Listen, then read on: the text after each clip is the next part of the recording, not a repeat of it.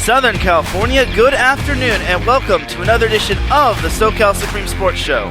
Today we have ourselves a jam-packed show as we have a lot to get into after missing last week, such as the Chargers are finally back on track as they narrowly escaped against the Arizona Cardinals. Can they do the same against the Las Vegas Raiders? And the poor LA Rams, their losses just continue, and now their injury woes continue as Aaron Donald is out for this Sunday's game. Might be time to start shutting players down and preserving them for next season. And how about USC football? They not only beat UCLA a couple weeks ago, they beat Notre Dame, and now they're in the Pac-12 Championships. They play Utah tonight, which is sure to be an epic, surefire match. And UCLA also made progress last week as they beat Cal, as I'm sure we'll probably see them in one of the top bowls, as they have a chance to make a little history. Also, the Lakers are starting to win a little bit, but not so much as the Clippers. All that and more here on the SoCal Supreme Sports Show. This is Teran Rodriguez bringing you another edition of the SoCal Supreme Sports Show here on IE Sports Radio, your direct feed for all that is sports.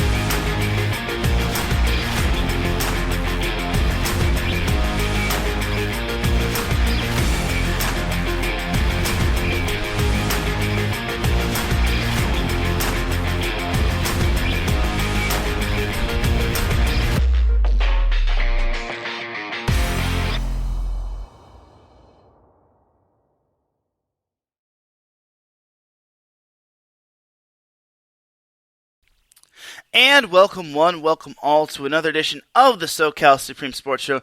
Thank you all for joining me on this beautiful Friday afternoon, Friday morning, Friday, wherever you are listening from. Either way, you have made your way into episode 113 of the SoCal Supreme Sports Show. And without any further delay, let's begin. But first and foremost, the SoCal Supreme Sports Show would not be where it's at without IE Sports Radio providing the platform. IE Sports Radio can be found on several different social media platforms such as Twitter, Instagram, and on TikTok by the username at IE Sports Radio. You could also follow them on Facebook by typing the word IE, then sports, then radio in the search bar. Also, we have a website, www.iesportsradio.com, and when you go onto the website, you'll see at the top a Patreon link which starts at $5 a month. This will get you a shout from all of our shows, including this one, and higher tiers include IE Sports Radio merchandise, access to IESRU, and even a chance to be featured on a segment of our flagship show, The Defining Moment with Larry B. Because for the past 8 years and counting, IE Sports Radio has been bringing you amazing content ranging from interviewing legendary athletes, coaches, and other authorized media personnel to building tailor-made shows dedicated to all major sports cities around the country. All the while, we've been continuing to be by the fans and for the fans, and with your help, we are ready to take the next biggest step. Thank you to everyone for all of your support and for making IE Sports Radio your direct feed for all of that sports. Shout out to our Patreon supporters, Bay Area Raised Apparel, Key to the Gate, a donor that wishes to remain anonymous, and Marcus Losgrade. And with all that said and done, let's get on into that Southern California sports action. So, obviously we got to start with the NFL, because I missed last week because it was Thanksgiving weekend, and I had a lot going on, so I just could not squeeze in a chance to do SoCal Supreme Sports Show. So my apologies if I missed last week, but let's make up for it. So we'll start off with the Rams just because there's not too much that needs to be said. So Before last week when they played the Chiefs, they lost to the New Orleans Saints 27-20. They lost to the New Orleans Saints, which are just as bad as them, which pretty much don't have a first-round pick like the Rams, and more importantly, they're starting Andy Dalton, and sadly, they wound up losing. The difference between the Rams and the Saints is that the Saints actually, hence the word actually, have a chance to win their division. It's unbelievable, I know, despite getting shut out by the 49ers last week. But for New Orleans, they still have aspirations of winning the NFC South just because it's all over the place. It's a complete dumpster fire for the most part. Every team is under 500. Meanwhile, the Rams, it's just so going downhill for them so quickly. In addition to losing to the Saints a couple weeks ago, they lost to the Chiefs last week. They put up a good fight. They didn't get blown out as bad as I thought they would, but they still lost. And they didn't have Matthew Stafford, who was still in concussion protocol. Cooper Kupp's still out for the year. Allen Robinson, before the game, everyone found out that he was going to need some surgery, season-ending surgery, so he's out. So basically everything is just going down the toilet for the Rams. It got to the point where not even John Wolford could start. So they had to start Bryce Perkins. I want to say he's like a first or second year quarterback, and unfortunately he held his own, but he just could not, get the job done. Like, the Chiefs pretty much gobbled him up, and it's nothing against him. Obviously he threw a touchdown pass, which is awesome. I'm glad he was able to throw his first ever career touchdown pass in the regular season, as he found Van Jefferson for the score. But in the end, the Rams succumbed to the Chiefs 26-10. Did I mention that the Chiefs are still on a roll and they're still that dominant team from the AFC? Everyone thought that the Chiefs were going to take a step backward, which I find funny because everyone thought that they were going to get worse and everyone else was going to get better in their division. But now it's kind of the opposite, and everything is still as it was, as Harry Styles would say. But I digress. So the Rams are pretty much near elimination. They're not as bad as the Texans, I'll give them that much. However, they are the second worst team in the NFC. Only the Bears are worse than them, the Chicago Bears. So for the Rams, they will have the honor of playing. They're back at it this week, and they play the Seattle Seahawks. I want to say it is at SoFi Stadium, which, well, it gets worse for the Rams. So they won't have Matthew Stafford. They still don't have Cooper Kupp. Obviously, Allen Robinson is still out, but it now gets worse. Aaron Donald's not playing. He's out for this week's game with an ankle injury. Yeah, another one of your franchise players is out. So it's getting worse and worse for the Rams. So it just gets to the point where I think the Rams have to start shutting down players. It's like, preserve them for next year and get the young guys some time. And the good news is for the Rams, even though there isn't really any good news, the Rams will have John Wolford and Bryce Perkins, so that's a good thing. And I guess there's this little fun fact nugget. The Rams have not lost to the Seahawks at SoFi Stadium, so I guess there's some little positive, but it's not. That's can only go far. I mean, the Seahawks are obviously coming off of a loss to Raiders. Sorry, I had to do that Chris Berman impersonation. And they're obviously mad. They have aspirations of winning the NFC West. Obviously, they lost, and then the Niners beat the Saints last week. But they have aspirations of possibly making it to the playoffs. Everyone did not even give them a chance to make the playoffs. Everyone thought that they were going to be picking high in the draft this spring. But to the credit of the Seahawks, they are exceeding expectations and then some. Geno Smith is him, and Pete Carroll, the former USC coach, has done wonders. And everyone thought that Pete Carroll was the problem, but it's not. He's not the problem. I think everyone should have maybe looked at Russell Wilson, who is causing so many problems in Denver. But enough about that. For the Rams, they're going to need to play I don't see how they win. You're starting John Wolford. You're down your top two receivers, even though Allen Robinson didn't get to see a whole lot of action to begin with. Your running back, what's his name? Kalen Williams? Kalen Williams? Like, it's getting worse and worse for the Rams. It's getting to the point where I've never even heard of half of these guys.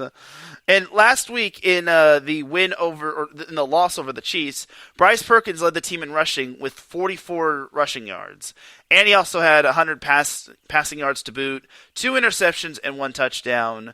Yeah, so it's getting really bad for the Rams. It's getting horrible. Like, it got to the point where even their punter, Riley Dixon, who threw a fake punt for a first down, looks even better. It's nothing against Bryce Perkins, but it's just looking so bad by the day. And Kyren Williams is his name. So Kyren Williams, he is a running back from Notre Dame, and yeah, it's not looking too... Yeah, and also Cam Akers is still their running back, but it's getting to the point where I don't even know... I've never even heard of Kyren Williams. Obviously, the Rams still have Van Jefferson and whatnot, but it's getting to the point where I've never even heard of half of these guys. And taking on the Seahawks team that is obviously angry and is looking to bounce back, I don't see how the Rams win this one. I want to say the Rams are going to lose this one. I want to give them a chance, but I feel the Seahawks are probably too...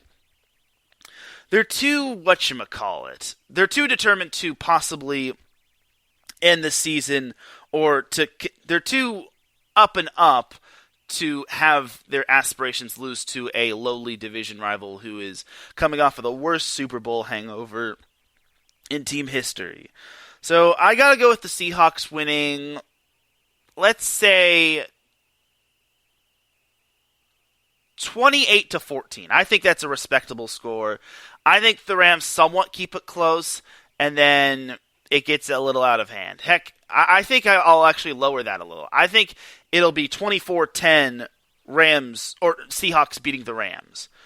But again, it's only a matter of time before the Rams are approaching elimination road in terms of the playoffs, and in terms of their playoff run, or in terms of their season, just because, again, the Rams are practically the worst team in the league. They are, like I said, they're the second worst team in their conference behind Chicago, and they're hovering around the fourth worst team in the NFL, along with the Broncos, the Bears, and the Texans. But overall for the Rams, it's just been that type of season, and this is probably the worst Super Bowl hangover out there, and I feel for the Rams. I don't think their players expected this. Obviously, their offensive line has been decimated.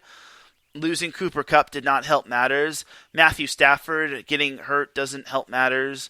But again, you look at other teams that are battling injuries as well, such as the Niners, Chargers, and a few other teams. Look at what happened with the Ravens last year. They were able to keep their season afloat despite having to roll out, Brett Huntley? No, not Brett Huntley. It's something Huntley. It's the guy that went to Utah.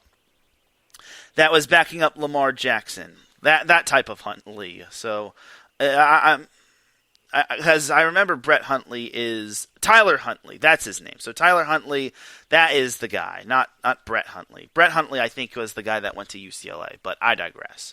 So, but look at what all these other teams have had to do in terms of like making it work despite a whole lot of injuries. So the Rams are no exception. So the worst part is that the Rams don't really have a bright future, just because their pick is now with the Lions, and most of their picks have been traded away. I don't think they have a first-round pick until probably 2026, so that's very concerning for the Rams in their future. So they had their one Super Bowl, but now all their picks that their owner basically said F them picks, well, those picks are kind of effing their way back. I'm sorry to say, but it's the truth. So that's going to do it for the Rams. Jumping over to the Chargers. Okay, so a couple weeks ago, the Chargers actually got one of their games flexed to Sunday Night Football. Their matchup against the Chiefs got flexed to Sunday Night Football because no one wanted to see the struggling Steelers take on the up and down Bengals. So they decided to flex Chargers-Chiefs just because they all thought, well, Chargers-Chiefs is always a highlight matchup, and also it's always close between those two. Eventually, the Chargers did fall short again, losing to the Chiefs 30-27. Unlike the previous time where the Chargers lost and Herbert sadly threw a pick six, the Chargers actually led in the final 2 minutes. They led 27-23. But remember what I said. I said they led in the final 2 minutes. That's plenty of time for Patrick Mahomes, which eventually he marched down the field and he was able to find Travis Kelce for the go-ahead touchdown. The Chargers did have a couple timeouts and they had possession of the ball, but unfortunately, Justin Herbert sadly threw an interception, which pretty much sealed the game, and I basically had to see everyone and their mom saying Justin Herbert is not clutch, and it sickened me to my core. I don't think it was his fault. Like, again, his offensive line, for those that don't know, his offensive line is basically built on like toothpicks, gift wrap, and popsicle sticks. It's getting decimated by the day, and it does not help that he doesn't have Rashawn Slater, and I think Corey Linsley wasn't 100%. Trey Pipkins was out, so overall for the Chargers, they hung tough with the Chiefs. I'll give them that, but they left Mahomes too much time, and they could have at least tried to burn the Chiefs' timeouts. At this point, I probably would. At that point, I probably was thinking that maybe the Chiefs might force the Chargers into the end zone, and then, or at least try to force the ball out, or to the point where they'd have enough time for Mahomes to do his Mahomes magic. But the Chargers' defense was also pitiful on third down. I think there was one point where the Chiefs faced 3rd and 17, and the Chargers led up that, which. The Chargers' third down defense is hideous. Absolutely disgusting. I think they have like the worst third down defense in the league, if not one of them. But overall, that was that game against the Chiefs. Last week's game against the Cardinals went a lot differently, as the Chargers did win, but they won in narrow fashion. They won 25-24. As most of the game, the Chargers were trailing, as they made the Arizona Cardinals look like the New England Patriots. They made Cliff Kingsbury, who was supposed to be the offensive coordinator at USC, look like Bill Belichick or Lincoln Riley. Fortunately for the Chargers, Justin Herbert put on his big boy pants, found Austin Eckler for the 1-yard score, and then the Chargers, to my surprise, well, not really to my surprise, they went for 2, and Justin Herbert found Gerald Everett, which was awesome, and eventually the Chargers were able to hold on. And fortunately for the Chargers, that was a huge win right there. It should not have been that close, though. I think the Chargers could have won by more than 1 point. I looked at the last time the Chargers played the Cardinals. Now, obviously, the last time prior to this past Sunday when the Chargers and the Cardinals faced one another, it was a whole different team. The Cardinals were starting Josh Rosen.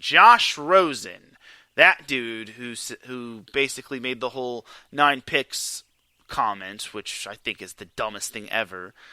And obviously the Chargers had Phillip Rivers, and they had such a stacked team back in the day. And even though Anthony Lynn was their coach, they dominated the Cardinals. They won, I think they won like 43 to 10. They were down 10-0 early, and then they basically just crushed the Cardinals the rest of the way. And I saw one YouTuber comment, this was back in the day when the Chargers would crush bad teams. And I totally agree. Nowadays, it's basically a close game for the Chargers every single step of the way. And it sucks because I think the Chargers have a good team. It's just that they should be winning by more. And I don't know what's the matter with him. I don't know if it's their offensive coordinator, Joe Lombardi, who has turned Justin Herbert into a check-down magnet, or if it's the defense, which is absolutely hideous, which I can't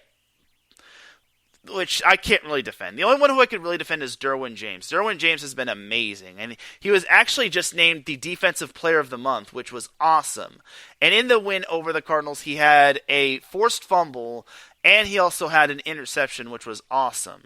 So for Derwin James, he is built different, and I'm so glad he is back from his Achilles injury, like from 2 seasons ago. Like, it just really makes me happy to see him doing his thing. And I'm glad the Chargers have locked him up from now all the way until whenever. So for the Chargers, they are 6-5. They still have playoff aspirations. They did get a little bit of help yesterday from the Buffalo Bills as they beat the New England Patriots, who came in this week with the same record as the Chargers. So the Chargers now have to take care of business. They're still one game back of the filed wild card spot as the Bengals and the the Jets own the final two playoff spots. And the third to last one, or the fifth wild card, or the fifth seed, belongs to whichever team finishes second in the AFC East, which is currently the Dolphins, but that could change just because the Dolphins have been on the up and up. Speaking of the Dolphins, the Chargers game against the Dolphins has now been flexed to primetime, so I guess everyone did not want to see and this is for next week, so the Chargers will be playing the Dolphins on Sunday Night Football. I guess everyone did not want to see Mr. Broncos Country, let's ride, just get crushed. I think no one wants to see the Denver Broncos on primetime ever again. No one wants to see them lose in humiliating fashion while Russell Wilson says, Broncos Country, let's ride. The Broncos were playing the Chiefs next Sunday, and that has now been flexed out of primetime. Now it's going to be Chargers and Dolphins. But before the Chargers can look at that matchup, the Chargers play the Raiders this Sunday. I'm sorry, I have to do that Chris Berman voice. So the Raiders, they've actually won 2 in a row. Both of their games have been in overtime, however, as the Raiders beat the Broncos in OT. Go figure. They actually fell behind 10-0, and then they wound up winning in OT. And then last week, they actually, as I mentioned earlier, they beat the Seahawks, which they got a big game from Josh Jacobs, which that's going to be a huge problem. If Josh Jacobs can run over 200 yards on the Seahawks, granted the Seahawks don't have a good run defense, I can't imagine what he's going to do against the Chargers. Like last time these two teams met, the Raiders did not get the run game going. Like the Raiders were just throwing it to Devontae or just having Derek Carr try to do a little too much. But now the Raiders know that they have to run the ball in order to be successful. So for the Raiders, they have a glimmer of playoff hope left. I wouldn't call them possible playoff teams just because they've lost so many games. They had a stretch where, they lost 5 in a row? I know they lost to Jeff Saturday in the Indianapolis Colts. They lost to the Saints, Jags, Colts. Okay, so it was only 3 in a row. So they lost 3 in a row before beating the Broncos and then the Seahawks, and now they play the Chargers. Apparently, Vegas is actually a 1-point favorite, which I find a little surprising, considering they're 4-7. Here's my thing. The Raiders aren't necessarily mathematically eliminated, and they still have a decent shot at winning, but here's my thing. The Chargers definitely need to win. I said on Twitter, following the Chiefs' loss, their next 2 games against the Cardinals and the Raiders are must-wins. If they can't beat those 2, they're not going to beat the Dolphins, they're not going to beat the Titans. So, for the Chargers, they really have to come out swinging. The defense, to its best ability, they have to do as much as they can to try and limit Derek Carr and Josh Jacobs and all those other top offensive players.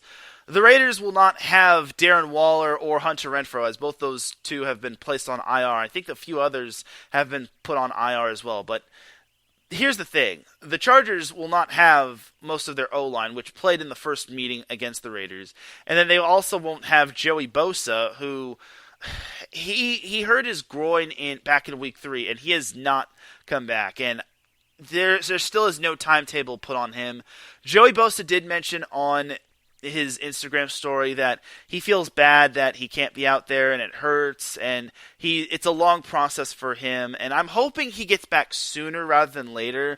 I would hope he's back by next week, but that could be a pipe dream. So for the Chargers, they really have to anchor down against the Raiders. It's going to be at Allegiant Stadium, so for the Chargers, they have to win this one. There's no ifs, ands, or buts about it, just because I feel the Raiders are starting to. The Raiders. Okay, for starters, the Raiders are not indicative of what their record is. Like, that team is better than what their 4-7 record is. Like, most of their games have been one-score losses, kind of like the Chargers this season and in past seasons. And also, the Raiders do have a lot of talent. Like, Derek Carr still has it in him. Devontae Adams is amazing. Josh Jacobs is him. Like, I don't know who the Chargers are going to put on not Josh Jacobs. What's his face? Devontae Adams. I mean, they were rotating cornerbacks when it came to covering him, whether it was Asante Samuel Jr., Bryce Callahan, Michael Davis. I think it was just Callahan and what's his face? Asante Samuel Jr. So for the Chargers, it's going to be quite interesting to see how they'll do against the Raiders the second go-around. They need to play their best games, and they have not really played their best game. All of their games have been one-score wins, or all their wins have been one-score wins minus the Texans win, which that should have been a lot bigger than a 10-point win. But I digress. So for me, what the Chargers need to do in order to win is they have to slow down the run game to the best of their ability. They have to at least get some sort of pressure on Derek Carr, and I really think that I'm a little surprised. I'm just going to say this, and I know Cale Henderson, the host of our Las Vegas show, Sin City Sports, talked about this. I'm surprised Josh Jacobs has not been paid. However, he said this on his show, Cale Henderson did. He said that the Raiders need youth and fresh legs, and Josh Jacobs is serviceable, but I don't think the Raiders are going to pay him that much money. I don't think they're going to pay the man, which makes me interested on if the Chargers can go after him. I'd like to see the Chargers go after him, but we'll see. Mike Pat pops in the chat room. He says, "Have a great show, sir. Can't listen because he's at work, but I know you'll have fun." Okay, it looks like the word got separated, but I appreciate you tuning in, Mike. And yes, I'm having fun.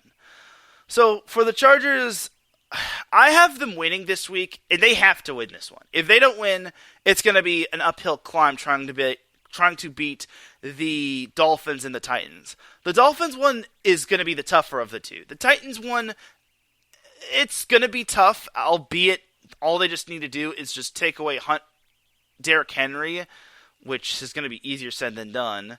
And then they also got to get pressure on Ryan Tannehill, but that's for a few weeks down the road. But this week, I have the Chargers winning 31-27. It's certainly not going to be easy. I think the Chargers have to excel on defense. They have to have big plays from Derwin James. They have to try to limit Devontae Adams and Josh Jacobs. Khalil Mack having another game would be so huge, especially with Joey Bosa out, and Drew Tranquill would also be another X factor defensively as well. So for the Chargers, this is a big game right here, and this could vault them back into the playoff race. I mean, they're in the playoff hunt, but it's looking, I wouldn't say dim, but looking at their last few games, their last games can go either way.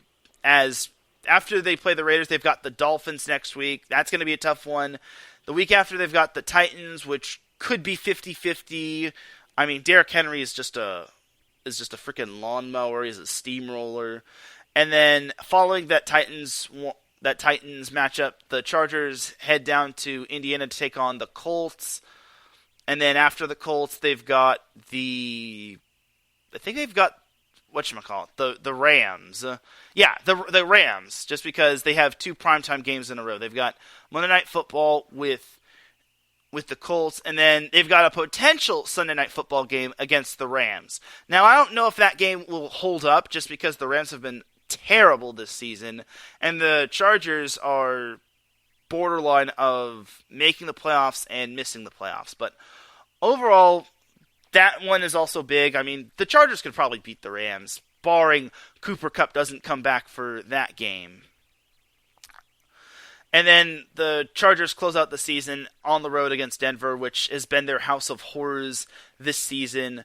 Now, again, they got to go 1 week at a time, and it's any given Sunday, and I'd like for the Chargers to win some of these games that I don't think they can win, but right now their focus is on the Raiders. Family, trust, and respect. If you know, you know. Only then will, and like I said, if the Chargers defense comes up big, if their O-line protects Herbert to an extent against Max Crosby, if Herbert plays smart and his coordinator doesn't turn him into a check down magnet, I think the Chargers will come out on top against Raiders! Sorry, I had to do that one more time. But overall, I got the Chargers winning 31-27. I really think it's going to be a high-scoring game because these are two of the worst defenses and two of the most high-flying offenses in the league. So I'm sure it's going to have fireworks, but we'll see. All right, that's going to do it for the NFL portion of the show. Jumping over to some college football. So I have a little bit to recap here. So USC obviously is in the Pac-12 Championship, which starts tonight against Utah at 5 p.m. However, how they got there was quite amazing, as they beat UCLA a couple weeks ago. What was it? 40? What was it? I think it was 45-42, if I'm not mistaken. Either way, it was a 3-point win for the Trojans, as they are currently number 4 in the nation, which is awesome sauce. And yeah, it was 48-45, so I was kind of close. So it was a narrow victory. Obviously, USC's defense was non-existent. Neither was UCLA's, as USC basically was just in a battle. Unfortunately, Corey Foreman, the former number 1 recruit in the nation back in 2021, he was able to come up with the game-winning interception, and I was so happy for him just because he's had his fair share of ups and downs.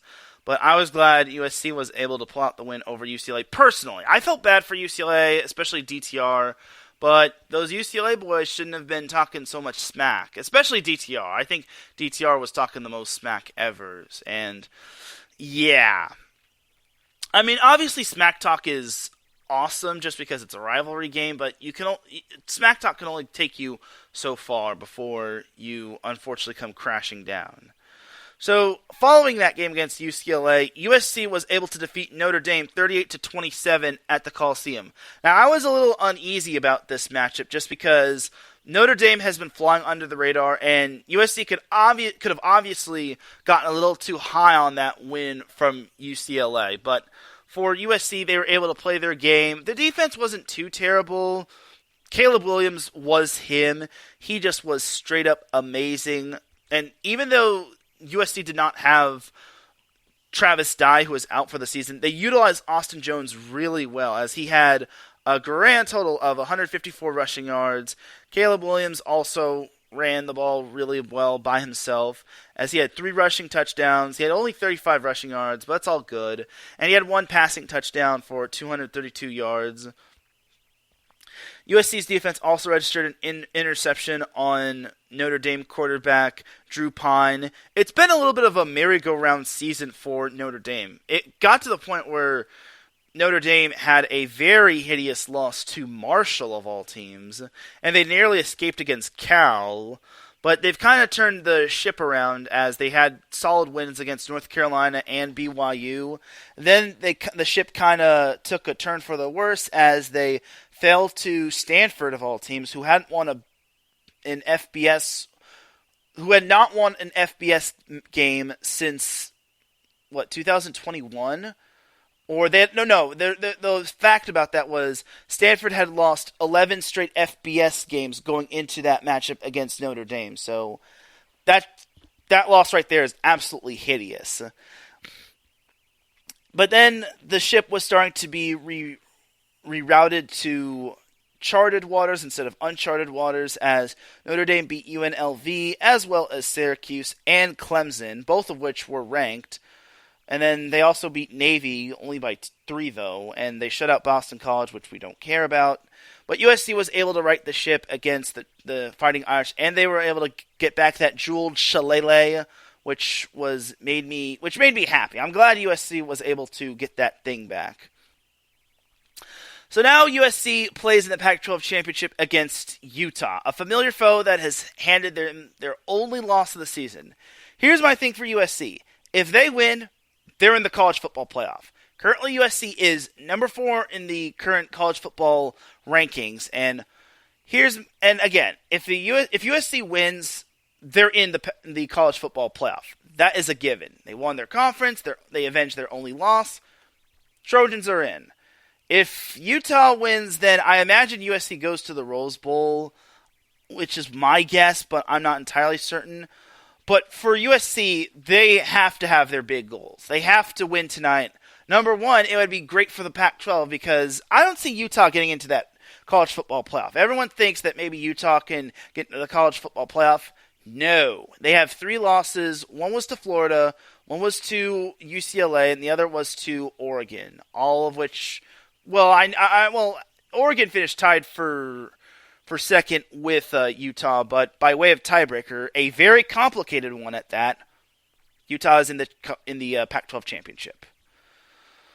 So for Utah, they're not going to make the college football playoff. They also have to contend with being behind Clemson, which lost last week but only moved down 1 spot. What are you doing, committee?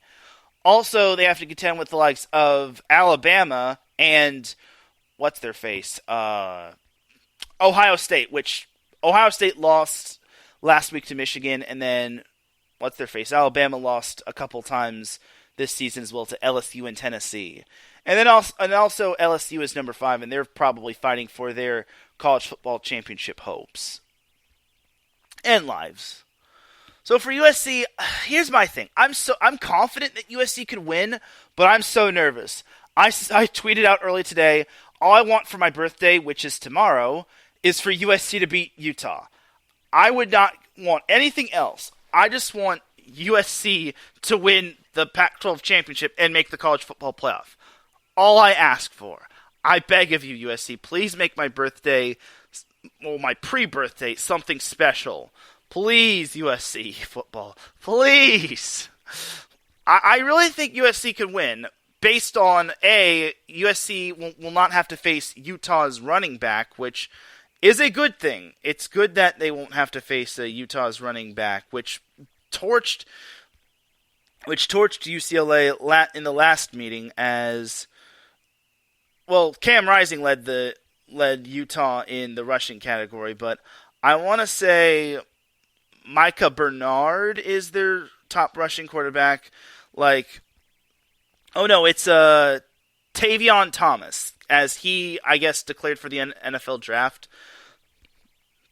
But Cam Rising is more than capable of running with the ball. He had 3 rushing touchdowns, and he ran in for the 2-point conversion. So this would be the worst time for USC's run defense to impersonate the Chargers.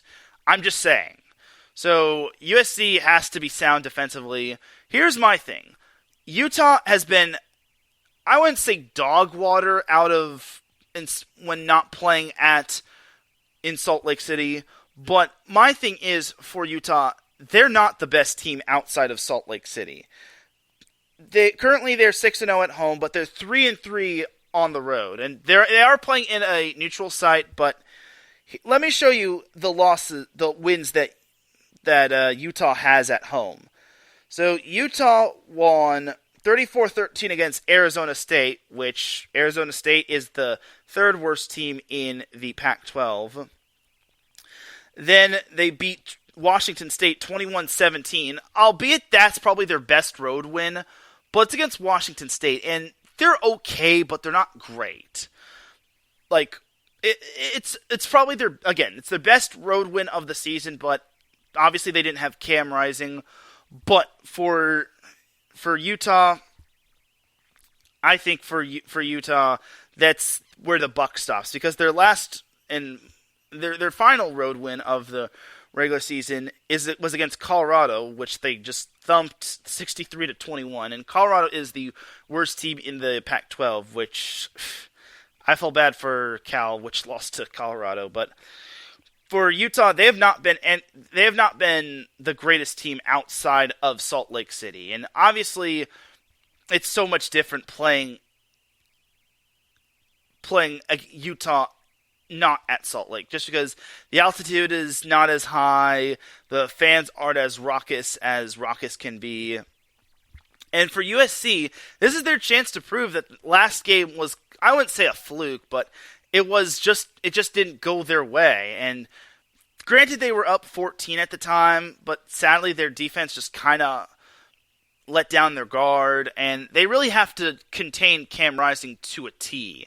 They have to make sure he does not go off. And I really think that this is the game for Caleb Williams to put on his big boy pants and to prove to everyone that he should be the Heisman winner. So for Caleb Williams, I really think it's going to be tough to top the game that he had last week, but I really think that he has one more big game left in him. Obviously, he had big games against UCLA and Notre Dame, but I hope he has a third big game in him. I really think he can lead the Trojans to victory. This would be a huge statement win. Obviously, the previous two games were statement wins. I think the Notre Dame game was the biggest win of the season, or the best win of the season, just because Notre Dame was not that bad, and obviously coming off of that emotional win over UCLA, you could have easily had a letdown, but USC really made the statement for them to not have a letdown. But for tonight, I think USC pulls it off. I really think they can, just because Utah is not as good as... I mean, they're good, but when they're not playing at Salt Lake City, they're kind of suspect.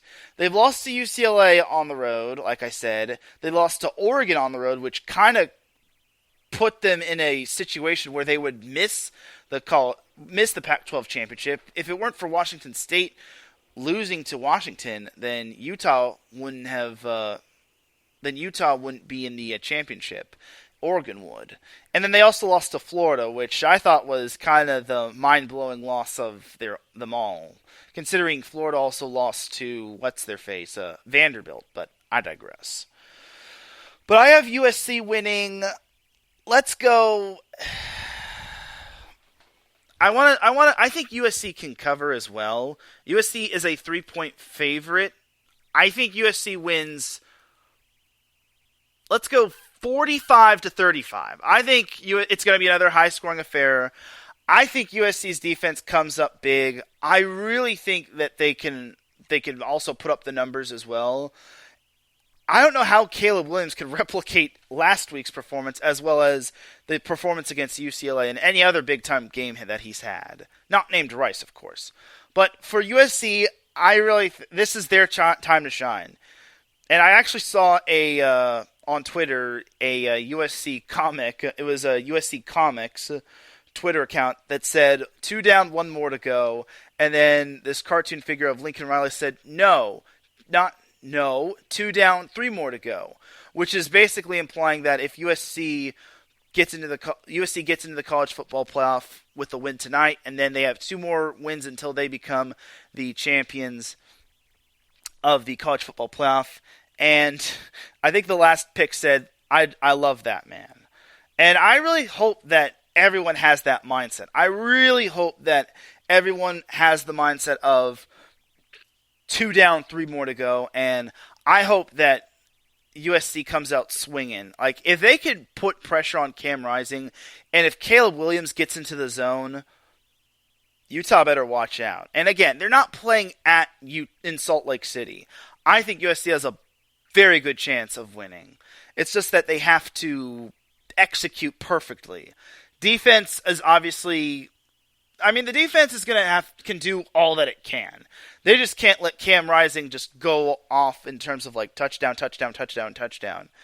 And you never know what can happen with Utah and its scheming. Obviously, the Trojans have to win the battle in the trenches. If they do so, then I think they could pull out the win. But again, I'm going to go with USC winning 45-35. I just think that it's going to be a battle and that USC is going to find a way to pull away from Utah and eventually pull out the win and make everyone in Southern California proud. This would be a huge pinnacle. This might be as big of a pinnacle or big of a milestone for Southern California football ever since the Rams winning the Super Bowl. Obviously, the Rams winning the Super Bowl is big time, but USC in its first year with Lincoln Riley would be winning the Pac-12 Championship would be special, and make the college football playoff would be special, and the Pac-12 getting some notoriety that it is not just USC and UCLA's final hurrah would be special. So USC, you're our last hope in terms of making the college football playoff. Make us proud. Make Southern California proud and beat those Utes. All right, so now we've got USC out of the way. I know I took 15 minutes on that, but we gotta talk a little UCLA. So there's nothing really to discuss too much about UCLA. They beat Cal 35-28 in the oldest rivalry ever, as they beat the Battle of the Bears. I think that's what it's called. But UCLA was able to come out on top. It looked a little ugly in that first half.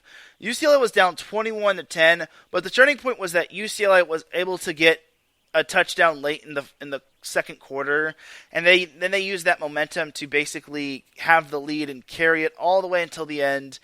Cal threatened at least one time, but Cal was unable to win just because Cal does not have Chase Garbers anymore. So for UCLA, they were able to end their season on a high note.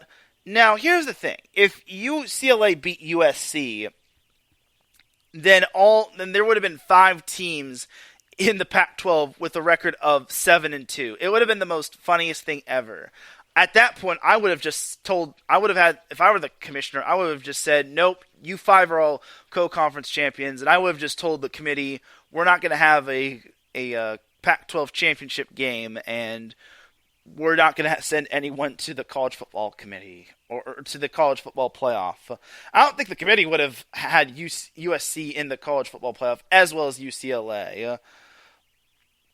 I mean, I'm still mind blown at what happened with UCLA against Arizona. That loss was just outright bad, dude. It's bad. Like, if UCLA doesn't, I feel UCLA looked too far ahead, and I think Arizona might have broken UCLA for the most part. Though UCLA kept it close against USC. Like, they weren't blown out. They got off to a hot start, and then they just suddenly cooled off, and eventually they just could not catch up to the Trojans. So for UCLA, they await their bowl fate, as they could become the first team since, I think, 2015 to have 10 wins. And if that were the case, then that would be awesome for UCLA, especially under the watch of Chip Kelly. I really think Chip Kelly has done wonders for that program, and I really think UCLA is going to be something special come the following years. Now, obviously, this is the last year for DTR before he goes off into the pros. Some people are saying that he'll make it in the NFL. Some people say he won't. Like, I can't really judge, but overall, it is the end of an era for the DTR era, but we'll see what happens. So that's that for UCLA. Again, their bowl hopes are obviously, they're obviously going to go bowling, but for UCLA, I don't know what bowl they're going to partake in. Maybe the Holiday Bowl, I'm not sure, but we'll have to wait and see. Jumping over to San Diego State. San Diego State managed to beat New Mexico last week 34-10, which is no surprise just because New Mexico is not that good. But then last week they lost to Air Force 13-3. So the defense kept it close for the most part. Unfortunately, the offense just couldn't do anything. Jalen Maiden threw 2 picks. The run game was complete dog water. And this dude, Breon Penny, is that Rashad Penny's brother? Anyway, Breon Penny led the team in receiving yards with only 63. Like, it was that bad of a day for San Diego State. The good news is for the Aztecs is that they are going bowling, and their bowl game is actually finalized. They are taking on, can we get a drum roll, please? They are taking on MTSU from the Conference USA, which is that Middle Tennessee? I imagine that's Middle Tennessee. Yeah, Middle Tennessee. So Middle Tennessee, they're taking on Middle Tennessee in the Polynesian Bowl. My little graphic just suddenly disappeared, but that's who they're taking on in terms of their bowl, which is cool. I'm happy for San Diego State, and it was an ugly season for them. Obviously, it wasn't the season that most people wanted them to have, but it's all good. I mean, you can't really complain all that much. I mean, it is what it is. Like, San Diego State at least has a bowl game. Like, some teams don't even have bowl games, which we don't really care about. I'm just kidding. I'm kidding. I'm kidding. I think having a bowl game is a privilege to have, just because, well, for starters, some teams just have bad years, and eventually you just don't have that good season, and then you're not able to go bowling. But for San Diego State, they're playing in the Easy Post Hawaii Bowl. So I'm very surprised they got the Hawaii Bowl, which I guess. So San Diego State is taking on the Middle Tennessee Blue Raiders. Sorry, I had to do it. When I saw Raiders, I'm like, oh no, they're playing Raiders! Anyway, San Diego State is playing Middle Tennessee on Christmas Eve. So this will be obviously played at Honolulu, Hawaii, and it's going to be at 5 p.m. Pacific time, which will be 2 p.m. Hawaii time. So for all you Aztec fans or Middle Tennessee fans, have fun with a 2 p.m. game. Hopefully you're not celebrating Christmas Eve. I mean, if you celebrate Christmas Eve, so be it. I celebrate Christmas on Christmas Day, but I digress. That's quite a little ways away, and I'm surprised San Diego State got their bowl game finalized. But hey, what can you do? I'm going to preview that game when it comes to that point, so I'm not going to look that far down the road, just because, well, it's just not close enough. Like, we're barely in December. We're only in the second day of December, so I won't look too far down the road, and so be it. So that's that for all the FBS teams. I did remember that University of San Diego football managed to, they won their final game of the season. I think they beat Davidson, if I'm not mistaken. I know they beat Davidson,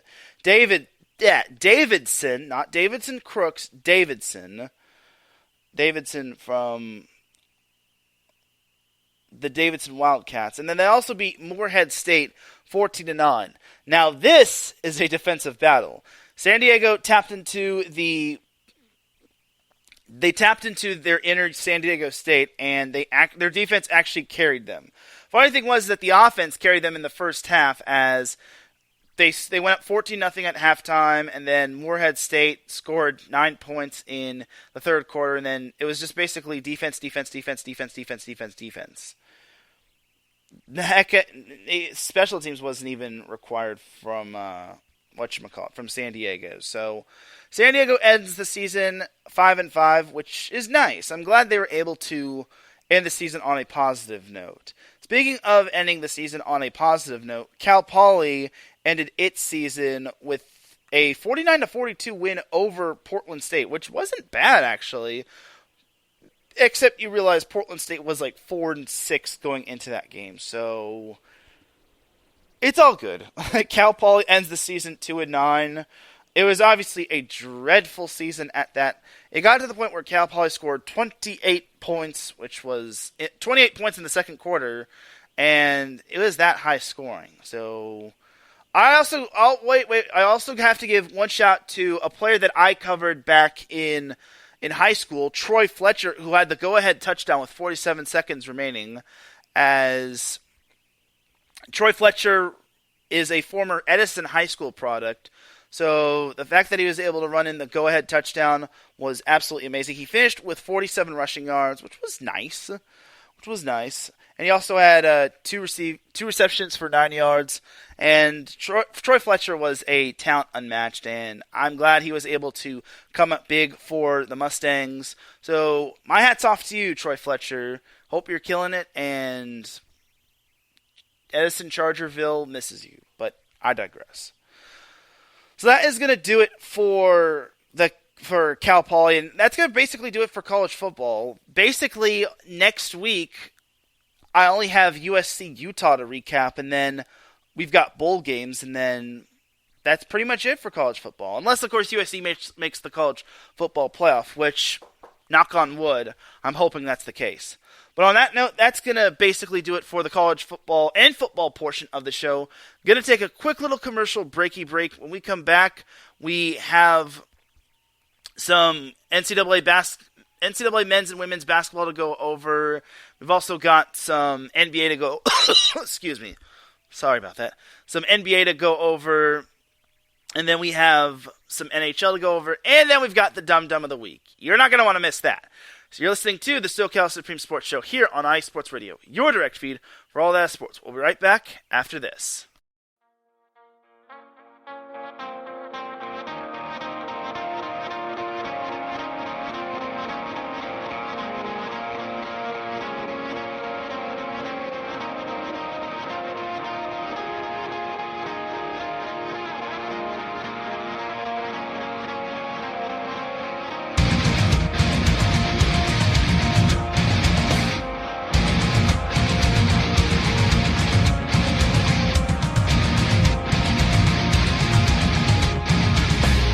Hey sports fans, do you like wine?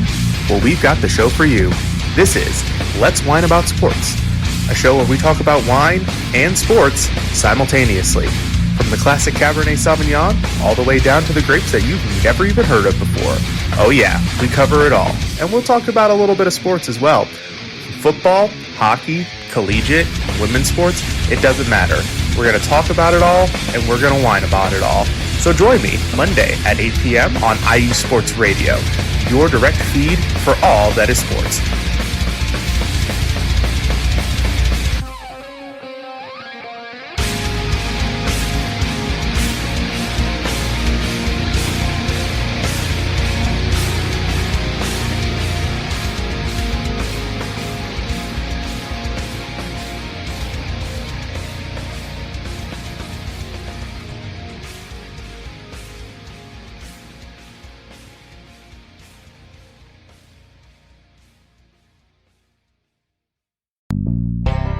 Some say that Indiana is just a flyover state. Flatlands and cornfields, barns and country roads. What if I told you Indiana is the crossroads of America? What if I told you in all other states, basketball is just basketball? In Indiana, basketball is life. Crowded high school basketball gyms on a Friday night, and every barn with a basketball rim and a frayed, worn-out net. If you're interested in the heartbeat of America, and if you're interested in sports, if you have Hoosier running through your veins, the Crossroads Pod with Aaron X is made for you. Powered by IE Sports Radio, your direct feed for all that is sports. Each and every week, the Crossroad Pod covers all of Indiana sports. The pride of the horseshoe of the Indianapolis Colts. The blue-collar gold swagger of the Indiana Pacers. The relentless pursuit of a sixth banner for the Indiana Hoosiers. The swing of the hammer of the Purdue Boilermakers. The swoop of the Cardinals of Ball State. The summoning of the echoes of the Notre Dame Fighting Irish. The growl of the Bulldogs of Butler. The intensity of an Indiana fever. The chop of the Indianapolis Indians. At the Crossroads Pod, if it is Indiana, we've got you covered. More than cornfields. More than country back roads. The Crossroads of America. Join me, Aaron X, every week. It's nothing but net.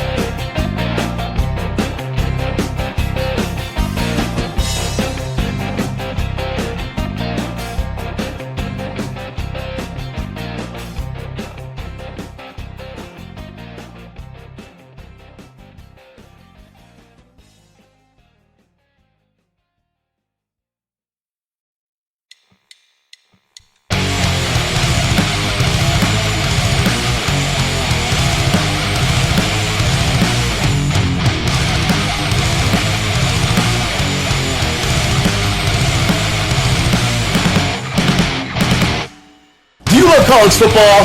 And do you want to hear a college football show dedicated to all this college football, including junior college, and the CCCAA, and the NJCAA, the NAIA, and the NCAA, including Division III, Division II, Division I AA in the FCS, and Division I Single A in the FBS? Well then, look no further. Join myself, Larry B., and my colleagues, Mr. H-Town Blake Henley, and Mr. Christian Espinoza, each week during the college football season for the latest in college football on 3 and Out College Edition, right here on IE Sports Radio, your direct feed for all that is sports.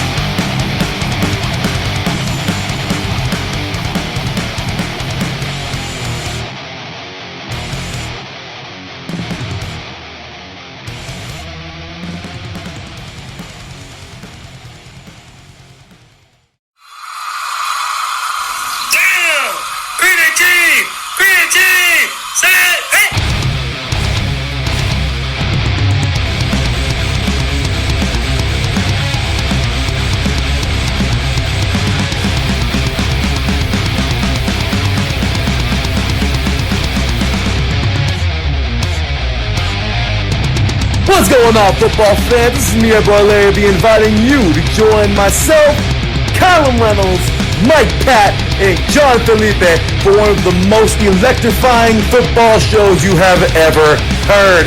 3 and Out, right here at IE Sports Radio. Recap of the week before, a preview of what's to come, and of course, 3 hardcore head-to-head prime-time face-offs each week. You don't want to miss it.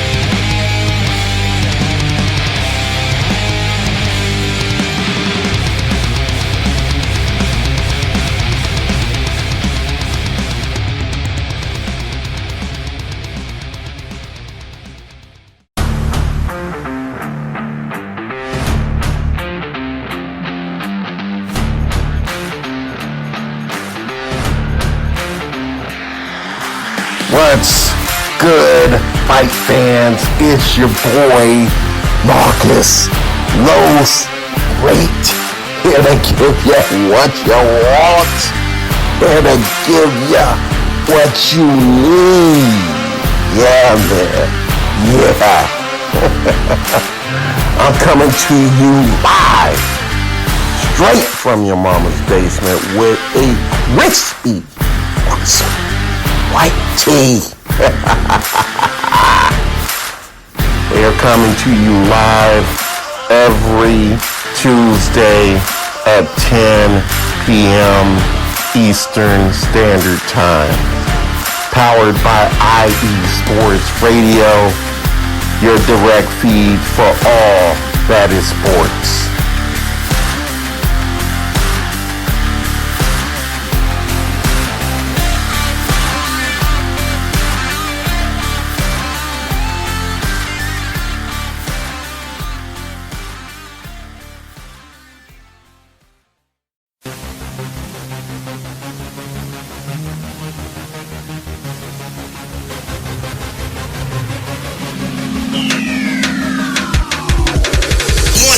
Everybody, this is Teran Rodriguez.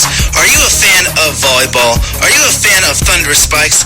Then I have the show for you, Set Point, where I cover NCAA men's and women's volleyball, high school boys and girls volleyball, beach volleyball, and even professional volleyball. Catch the action every week here on IE Sports Radio, your direct feed for all that is sports.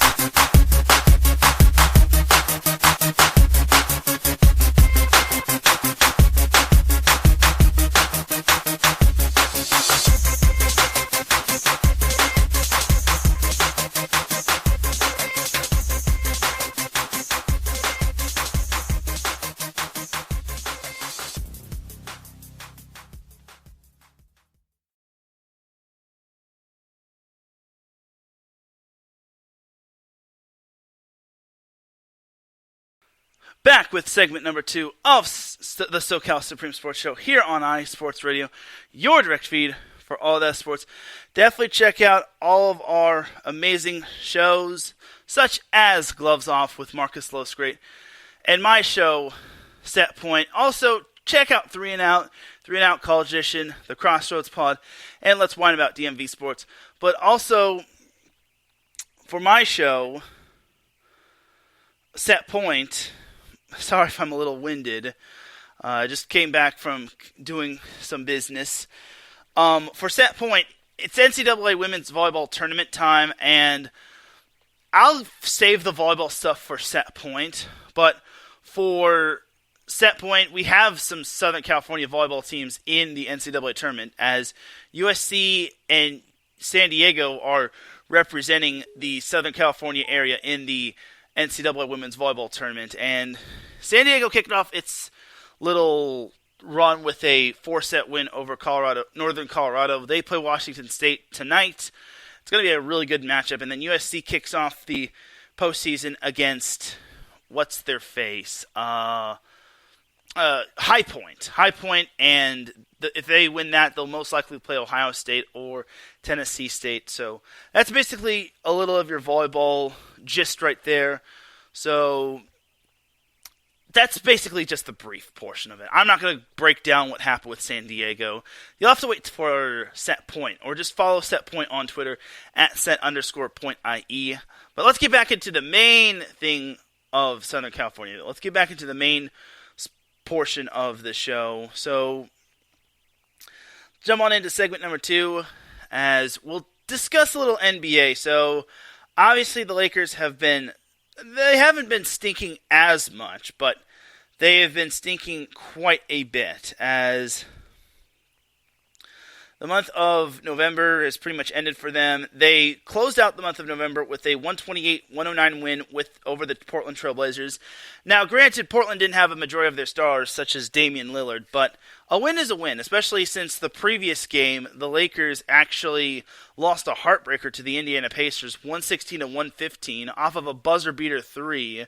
And the Lakers led by 17 with less than 10 minutes to go, but unfortunately they relinquished it. And that loss actually snapped a 2-game winning streak, as the Lakers beat the San Antonio Spurs both times, 105-94 on Friday and 143-138 the second time on Saturday. So obviously the Lakers should win that matchup just because they're playing the Spurs, which is a team that's tanking most of the way.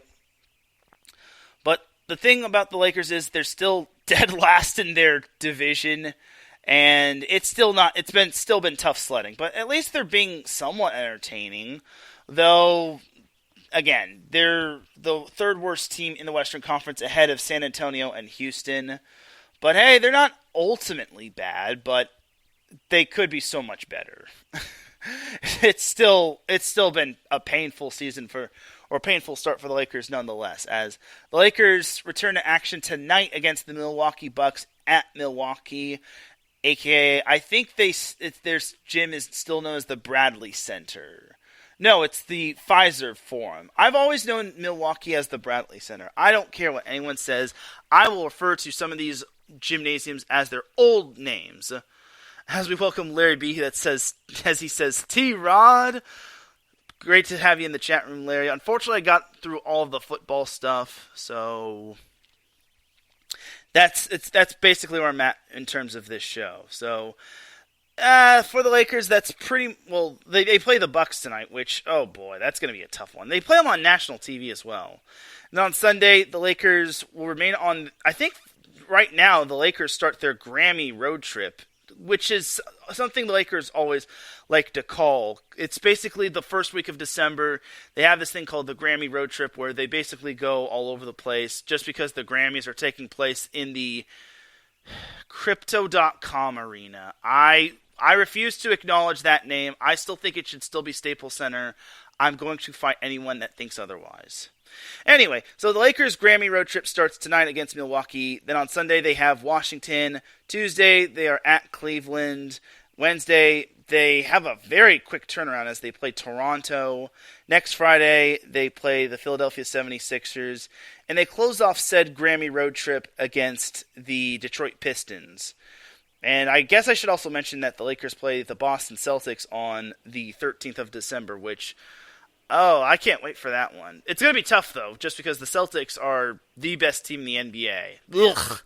I can't believe I said that. Yuck.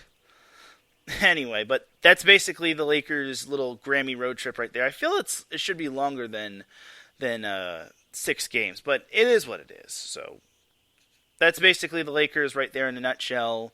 A very simplified nutshell right there, but what can you do? Now, the Clippers, on the other hand, they're actually finding their footing quite a bit, despite not having Kawhi Leonard. They're actually 5th in the Western Conference, which says a whole lot about them, because the Kings are 6th in the conference, the Warriors are 8th in the conference, and the Suns are basically the shining star atop the Christmas tree. And yes, I'm making Christmas references, even though we're only in the second day of December. Anyway, so the Clippers closed off the month of November with a tough 125-112 loss, but they managed to beat the Portland Trail Blazers 118-112 a night before then. And they also beat the Pacers 114-100. And then they lost to the Denver Nuggets 114-104. And then they sadly got whooped by the Warriors 124-107. It's all good, though, for the Clippers. They're still playing some good basketball. And now that I mentioned the Sacramento Kings, they actually play them tomorrow on my birthday at the Crypto.com Arena at 1 p.m. Then on Monday, the Clippers start their little Grammy road trip. Well, their road trip isn't as long as the Lakers, as the Clippers play the Charlotte Hornets on Monday. Then they've got the Orlando Magic on Wednesday. Then they still remain in Florida on Thursday against the Miami Heat. And then on Saturday, they close off their mini Grammy road trip against the Washington Wizards. And then I guess I should make note that before the Lakers play the Celtics on the 13th, the Clippers will have first cracks at the Celtics on the 12th, the night prior. As Aaron X we welcome him into the live chat room on Spreaker. He says, Clippers beat my Pacers, boo. Yeah, but it kind of balanced out with the Pacers beating the Lakers in stunning fashion as well. So, there you go. You get basically 50-50. So the Clippers have not been too bad as of late, and honestly, it's good to see them being on the up and up, considering they missed the playoffs last year after they wound up losing their little play-in game. But overall, for the Clippers, they still have a little bit of work to do, and it's kind of interesting to see the Pacific, almost all of the Pacific Division in the postseason, if the season were to end today. But if the Clippers just keep playing their game and just keeping everybody healthy, I think they could do some damage. It's still a long season, and we're still only, middle of the 20... We're about 20-ish games into the season, so we can't count our chickens before they hatch. And Nemhard was the one that made the game-winning 3 against the Lakers. So, yeah, that was just bad. And LeBron sadly missed his defensive assignment, and that was how the Lakers lost. But there was actually something pretty funny on Twitter. Someone posted a little clip of from Space Jam 2. I think it was Sadir White who was playing LeBron James' son. He said, "You make me hate playing basketball." And someone just posted that. A Laker fan posted that as a little bit of a clip. And then LeBron James in Space Jam 2 says, "You don't mean that, do you?" And then LeBron James' son in Space Jam 2 says, "I do." And that clip right there basically describes me as a Laker fan.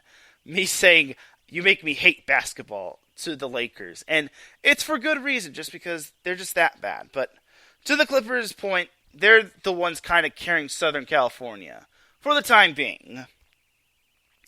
And then jumping over to some NCAA men's basketball. So for San Diego State, they actually suffered a couple losses in the span of us being absent from SoCal Supreme Sports Show, as they lost to Arizona 87-70, which they got whooped. And then they also lost in overtime to Arkansas 78-74. And I was told that someone on San Diego State made a big mistake, as let's just say he fouled when he shouldn't have, and I think he turned the ball over. So I'm not going to call out the kid's name just because I don't want to humiliate anybody, and these are college athletes. They're not our figures of entertainment. But the good thing for San Diego State is they closed out the month of November on a high note as they beat UC Irvine 72-69. That's a big win just because Irvine is actually one of the more better teams in Southern California. Yes, I'm not kidding you. Remember, you got to take it back to early in November on Veterans Day when UC Irvine beat Oregon, at Oregon, mind you, 69-56, which I thought was a pretty impressive win. The only thing about UC Irvine was that their other loss came from another SoCal team, being Pepperdine, losing 64-55. So Irvine's had its ups and downs, but Irvine looks like it's on the up and up, and that's pretty scary if you're the Big West Conference. Like, everyone thought Hawaii was going to be the favorite, but UC Irvine always has a good team. Santa Barbara should be up there as well, and you never know what could happen. So I'm interested to see what the Big West Conference will be like. For San Diego State, obviously closing out the month of November was good. They play Occidental College tonight. So this, I think, is like Division II, Division III. I know Occidental is in the Riverside Eagle Rock area. I'm not entirely certain, but Occidental College, I think, is like in the Inland Empire. So for Occidental College, this should basically, unless San Diego State plays down to their competition, this should be a win. And then San Diego State has Troy on Monday, and then they've got St. Mary's in the Jared Colangelo Classic, which should be a nice little matchup right there. St. Mary's always has a pretty decent team. I don't think San Diego State is going to be getting any other big-time tests until they play in the, the Mountain West Conference, which obviously Boise State should be up there. Colorado State should also be up there. So I think San Diego State, I think they've gotten through the tough portion of their schedule. I guess I should also mention that they beat Ohio State, which was undefeated at the time, so good for the Aztecs. I think the Aztecs, are on the up and up as well. Jumping back to the Pac-12 of things, we had USC and UCLA kicking off Pac-12 play earlier in the week as USC, they've been a bit of a seesaw. They've had some close calls as they beat BYU in the first round of the Bad Boy Mowers Battle for Atlantis tournament, winning 82-76. They followed that up with a tough loss to Tennessee, losing 73-66, and then they closed out, finishing fourth in the tournament, losing to Wisconsin 64-59. USC then opened up Pac-12 conference play on the road against Cal, winning 66-51, which they should beat Cal. Like, Cal came in to this week with no wins. They are currently 0-8 on the season. I'm surprised that the Cal was able to keep it within 5 points at halftime until USC used a 20-0 run to kick it into overdrive. As we welcome John Felipe in the chat room, he says, "Hope you're having a great show, Teran. I appreciate that." So back to USC. This is no surprise seeing USC winning, which if they weren't to win that one, then we would have problems. So USC is back at it on Sunday when they hit the road to Spokane to take on Washington State. Then, wait, hold on. That's January. So USC is back at it on Sunday against Oregon State at the Galen Center. And then it goes a little strange. So USC has these two Pac-12 matchups, Cal and then Oregon State. And then they take a break from Pac-12 play, and they have the Big West two-step as they have Cal State Fullerton on Wednesday at 8 p.m. this upcoming Wednesday. And then the following Wednesday, they play Long Beach State, which I wish I can go to that one, but it's a pretty late time. Like 8 p.m.?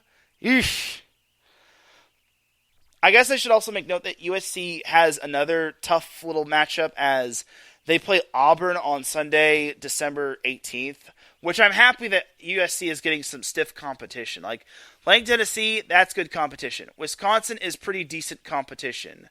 So, honestly, for USC, I hope they could utilize the moment to their advantage. Aaron X actually asked a question about the Pac-12. What is your opinion of the Oregon basketball court? Oh, I hate to say this, Aaron. I don't know what's wrong with the Oregon basketball court. I've never been to University of Oregon before and whatnot, so I hate to say this, Aaron, unless there's something I'm missing when it comes to the Oregon basketball court, but I don't know what's up with the Oregon's basketball court. Is it like old or creaky? Like, I'm sorry if I can't answer this question properly, but I've never been to University of Oregon. I've never stepped foot in Matthew Knight Arena. All I know is that their women's volleyball team is pretty good on that court, but that has nothing to do with Aaron's question. So I'm sorry if I can't answer that question to your advantage, Aaron. Okay. Aaron says their floor is very unique. Designs. Okay, so I guess I could look that up, but overall, while I look that up, UCLA, which is more so to Southern California, they kicked off Pac-12 play by beating Stanford 66 to 51, which it got a little close in the second half, but overall, they were going to win that one. Like, Stanford has not been good. This is not Stanford from... This is not the Stanford from last year, which upset USC. No. Okay, so Aaron says it has palm trees and such. So I've actually just looked it up right here, and it looks pretty. I guess it's okay. I mean, it's very out there, I guess. It looks pretty cool. I mean, Miami kind of has the same thing, but their thing is like palm trees. So I guess it's okay.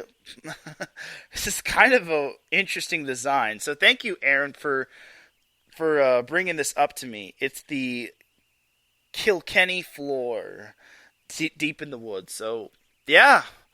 I guess my opinion would be it's an okay floor. I mean, it's something different, I'll give it that. So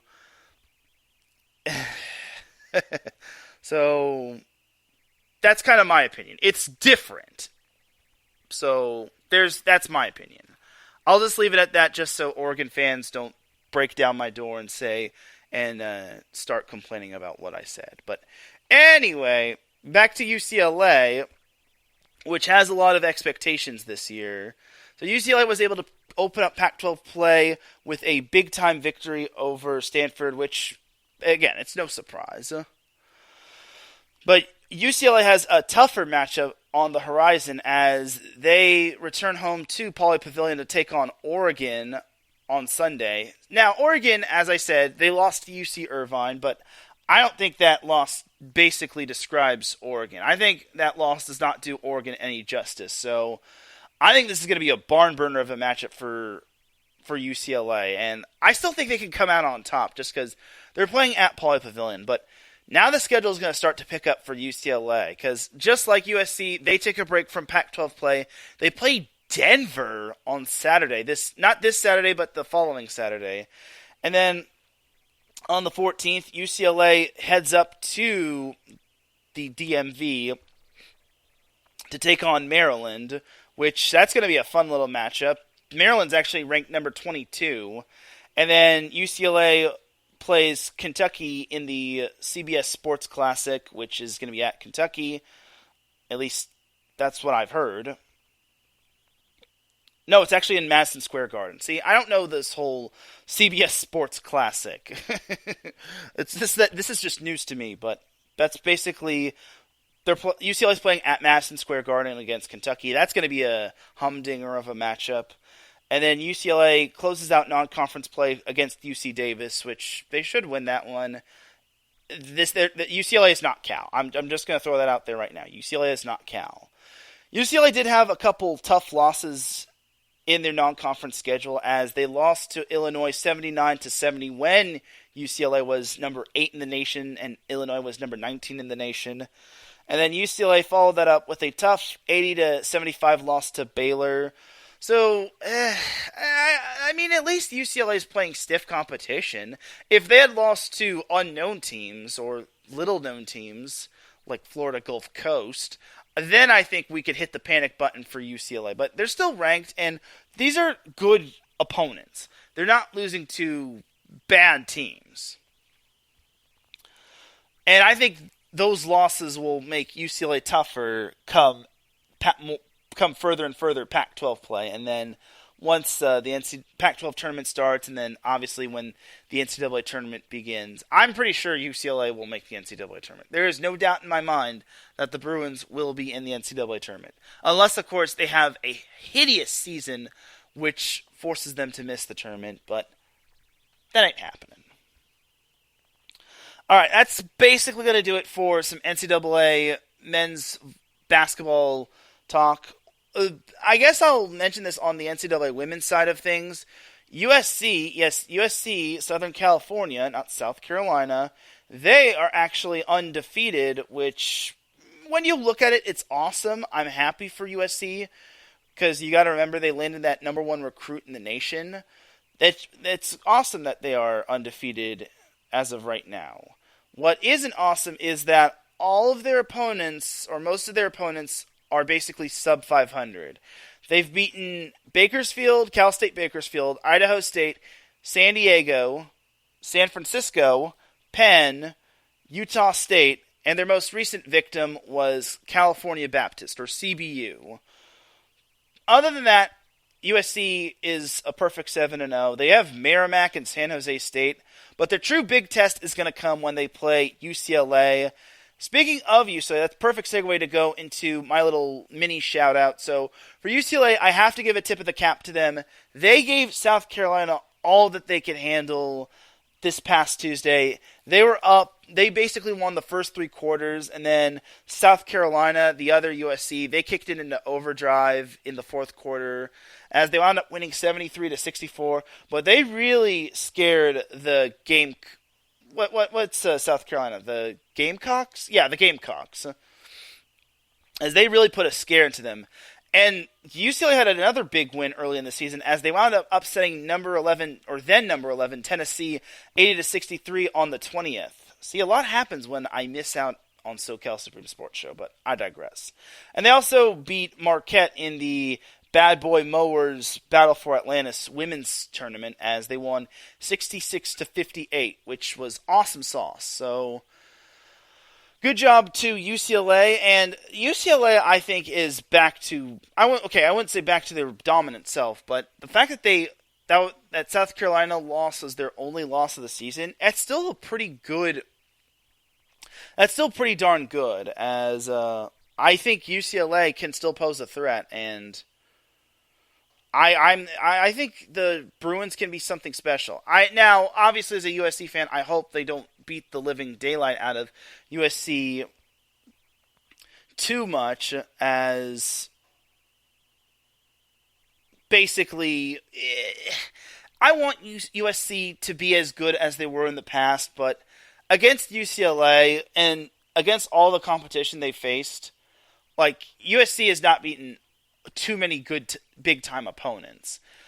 And when they play UCLA, it's going to be a whole different level. So I'm sorry to all the USC fans, but I think the Lady Trojans are going to be in for a rude awakening. Or the Women of Troy. I think it's the Women of Troy, not the Lady Trojans.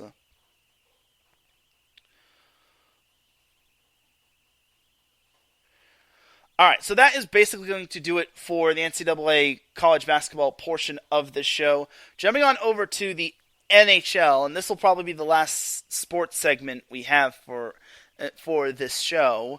The Ducks, I really don't want to talk about the Ducks anymore. Like, they keep losing. But the Ducks are basically... The Ducks and the Kings are basically going in 2 different directions. The Ducks are going in the bad route, which makes me sad face, while the Kings are going in the good route, which is positive. They're going up, which makes me happy. Might as well get the Band-Aid off on the Ducks first, as the Ducks lost yesterday to the Dallas Stars 5-0, which is completely hideous. 5-0? Ugh.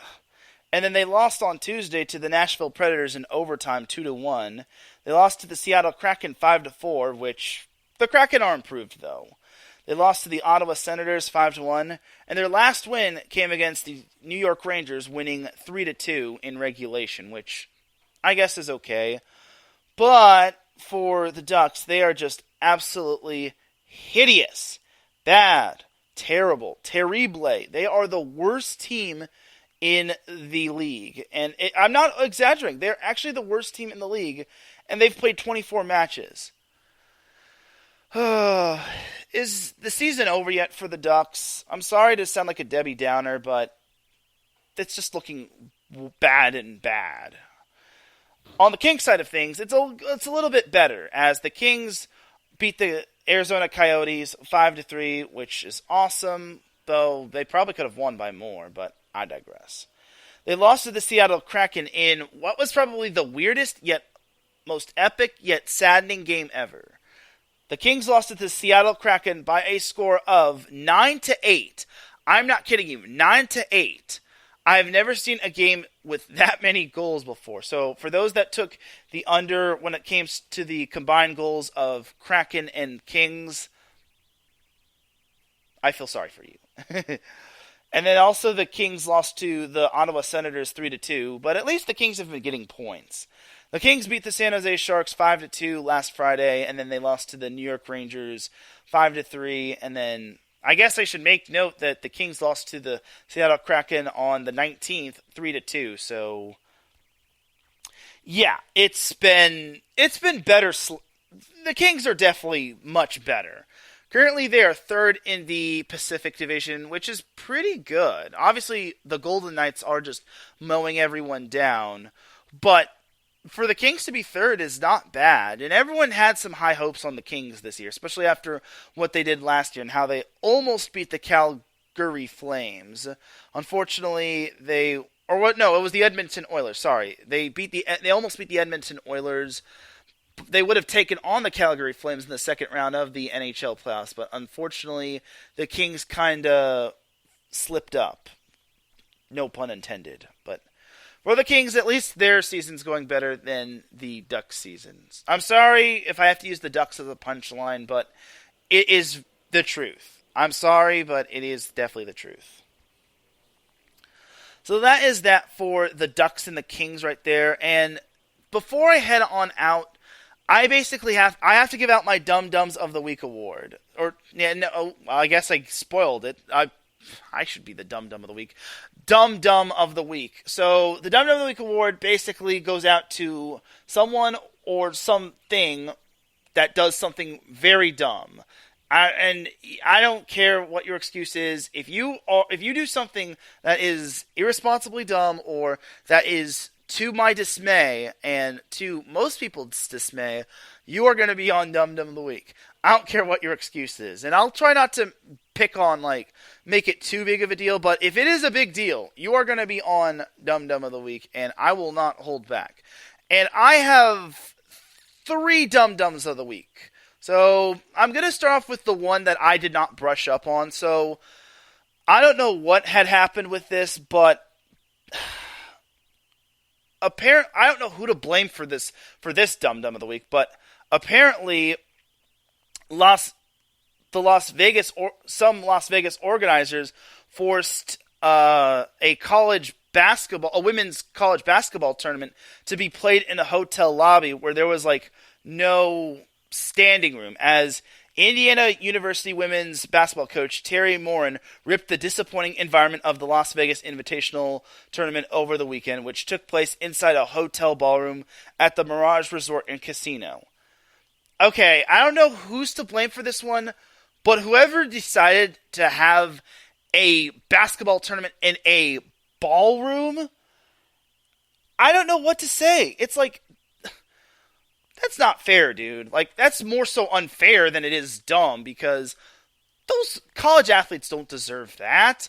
Like, they couldn't have played the tournament elsewhere.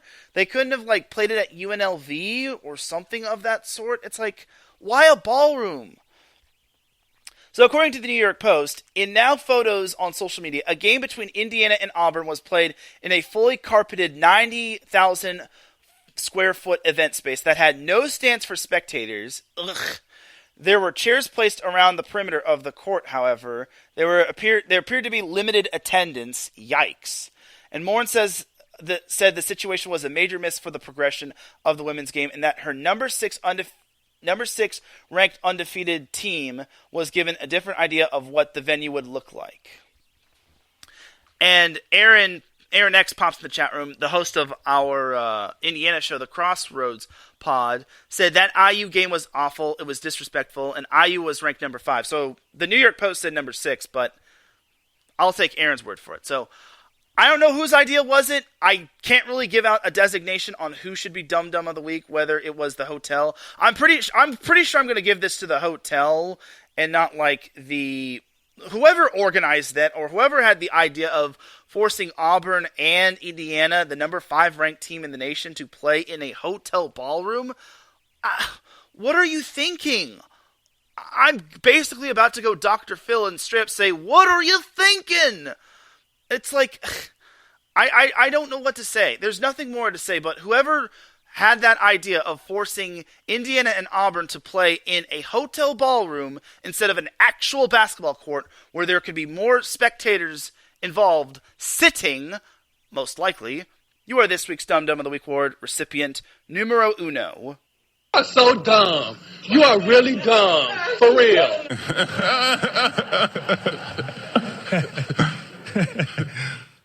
But there's more. There's another Dum Dum of the Week. There's 2 more Dum Dums of the Week I have to give out. So the next one is personal for me. So as we all know, I'm a Chargers fan, and I'm just going to say this straight up. Nobody disrespects my quarterback. He has gotten backlash from that of Dan Orlovsky, but this newcomer, there is a new challenger that decided to get on my S list. And that goes by the name of Emmanuel Acho. He called Justin Herbert, get this, guys. He called Justin Herbert a social media quarterback. Let me say that again. Emmanuel Acho called Justin Herbert, and I quote, a social media quarterback. Okay, let's get this straight. Justin Herbert ain't no social media quarterback. He doesn't even use social media that much. I was even told that he doesn't even run his social media page, which is basically Instagram. He doesn't even have Twitter. Like, this dude doesn't even want to be on social media. He wants to just play the game. Why are you basically telling us this, that of what he is? And he's not that bad of a quarterback. The poor dude had his rib cartilage. He had broken ribs. He's had unknown receivers that I don't even think most non-Chargers fans have heard of. He basically has had Joshua Palmer as his number 1 receiver at some point. His O-line is decimated. And you have the audacity to call him a social media quarterback? I am sick to my stomach from Emmanuel Acho. It gets worse. Emmanuel Acho decided to stir the pot even more. So this was back earlier in the week when the Chargers-Dolphins game got flexed to primetime, flexing out Broncos-Chiefs. He says, I have never been so excited to see a top 5 quarterback in the NFL take on a top 5 social media quarterback. That was it right there. This is why I don't watch ESPN anymore. This is why I don't watch the garbage and complete audacity of what ESPN has to produce from this man right here.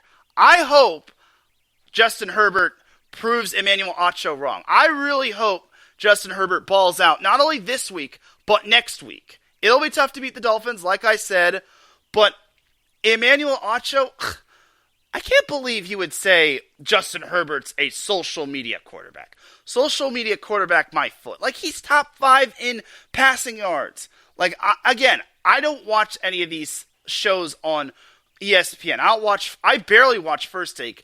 I barely watch some of the NFL shows, but apparently Emmanuel Acho had the audacity to say that Justin Herbert's a social media quarterback. Like, if you're looking for a social media quarterback, look at Russell Wilson with his whole Broncos country, let's ride. Or his little Danger Witch commercials. Like, Justin Herbert ain't no social media quarterback. So, Emmanuel Acho, I really hope Justin Herbert makes you eat crow. But for you disrespecting my quarterback, you are this week's Dum Dum of the Week award recipient number 2. You're so dumb. You are so dumb. You are really dumb. For real.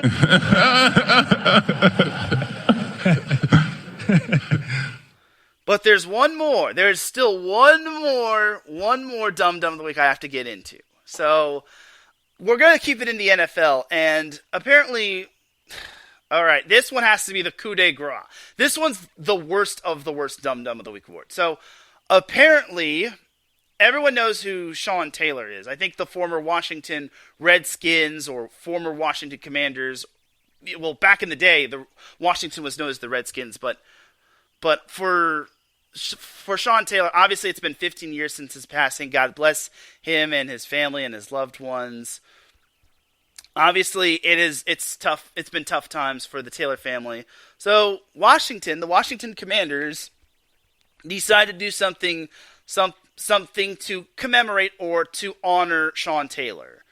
But what they did was kind of out of the ordinary. So instead of building a statue, what they did was the Washington Commanders organization decided to have a mannequin of Sean Taylor, which is not like a statue, but it gets worse. So they had Sean Taylor's jersey on the mannequin, and it was a Nike jersey. So you're probably thinking, well, what's wrong with that? Well, his pants were not Nike pants. They were Adidas pants. Okay, so let's get 2 things that are wrong with this. 1, why do you have a mannequin of Sean Taylor? That's disrespectful. Have a statue of him. That dude deserves more than just a mannequin. He deserves a statue, for goodness sake. Second of all, why are you putting Adidas pants with Nike jersey?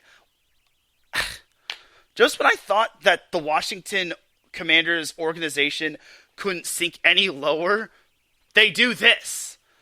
Like, that's disrespectful, man. Like, give Sean Taylor the statue. Or at least some sort of, like, actual commemoration. Don't have a mannequin. Like, dude, anyone could have slapped on a jersey on a mannequin. Like, gotta calm down, Teran. But for the Washington Commanders who dropped the ball, no pun intended, who dropped the ball on this possible commemoration of Sean Taylor, of his 15th year after his passing, who basically had a mannequin and the wrong brands of jersey and pants, you are this week's Dum Dum of the Week award number 3. And you basically surpass Emmanuel Acho for Dum Dum of the Week award tiering. You are so dumb. You are really dumb. For real.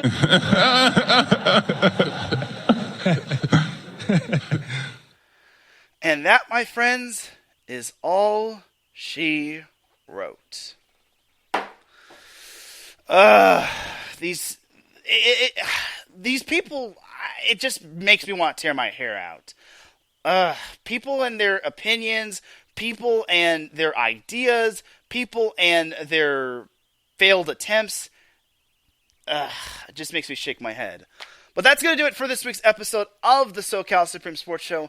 It is that time, ladies and gentlemen, that we get on out of here, because I got to get ready for work fairly soon. You dig? Thank you, everyone, for tuning in to the SoCal Supreme Sports Show. Appreciate you all tuning in. I am so happy to be back after a week off, courtesy of Thanksgiving. Shout out to the chat room that came through: Larry B, Aaron X, Mike Pat, and John Felipe. If I'm missing anybody, no, I'm not. So, thank you to the chat room: Aaron X, Larry B, John Felipe, and Mike Pat for popping in and saying hello and listening in. I appreciate you all tuning in. If you listen live, I appreciate you. If you listen on the playback, I appreciate you. If you listen at work, I appreciate you. If you listen at any time, any place, anywhere, I definitely appreciate you. I'll be back on Monday for Set Point.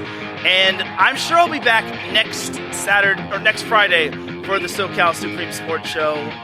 I hope you all have yourself a great weekend. I know I will, just because tomorrow's my birthday. Spoiler alert. But until then, you all have yourself a great rest of the weekend. Try not to do anything dumb. Otherwise, I will find you. I will hunt you down, and you will be dumped for the week. But until then, have an amazing weekend. Be safe. Be happy. Be with your friends and family. I will see you Monday for Set Point. Until then, have a great rest of the weekend. Remember, SoCal is for SoCal. One more thing, fight on USC football. Let's go! Peace!